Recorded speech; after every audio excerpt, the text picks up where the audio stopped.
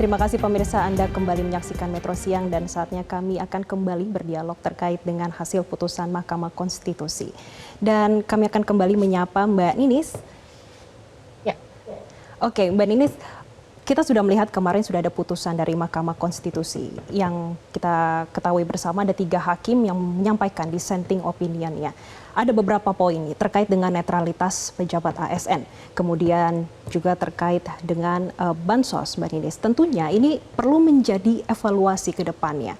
Dan bagaimana pendapat dari Perludem sendiri, Mbak, terkait dengan evaluasi Pilpres 2024? Ini sempat disinggung oleh Mahkamah Konstitusi karena sebentar lagi kita sudah mau pilkada nih, Mbak. Ya, membaca putusan kemarin, saya rasa perlu dibaca secara utuh ya. Jadi tidak hanya dibaca amarnya bahwa ini ditolak gitu ya, seluruh dalilnya itu ditolak. Tapi kita juga perlu membaca pertimbangan hukum mahkamah, termasuk juga pertimbangan 3 hakim yang dissenting opinion tadi. Misalnya tadi soal bansos gitu ya, Hakim Saldi Isra mengatakan bahwa bansos ini kan apa ya, bahasanya itu yang memang dimanfaatkan untuk mendukung, memberikan insentif kepada pasangan calon tertentu. Dan ke depan praktik ini tidak bisa lagi dilakukan dan harus ada efek yang jera gitu ya, supaya tidak dipraktikkan dalam pemilu ataupun pilkada yang akan datang.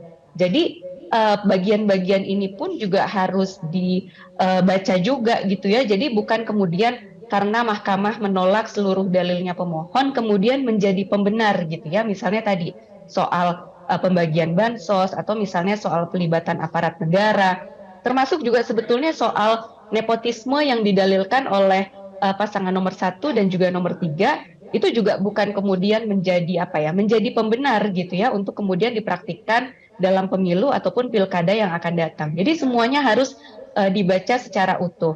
Misalnya mulai dari penganggarannya bansos sendiri gitu ya, ke depan ya tidak bisa lagi gitu ya, misalnya itu hanya difokuskan kepada menjelang tahun-tahun pemilu saja, menjelang hari pemungutan suara saja.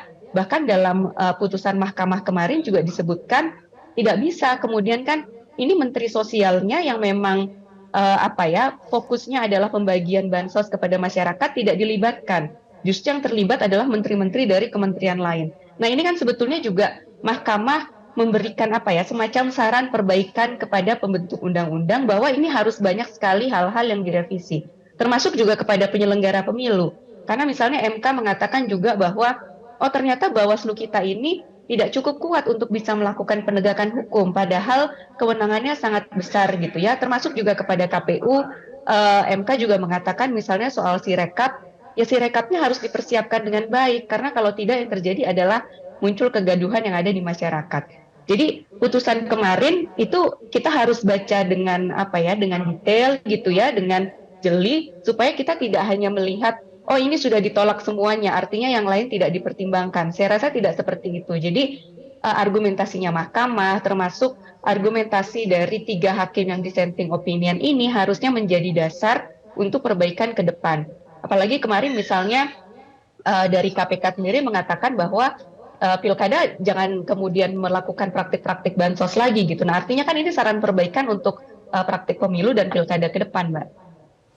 Jelajahi cara baru mendapatkan informasi. Download Metro TV Extend sekarang.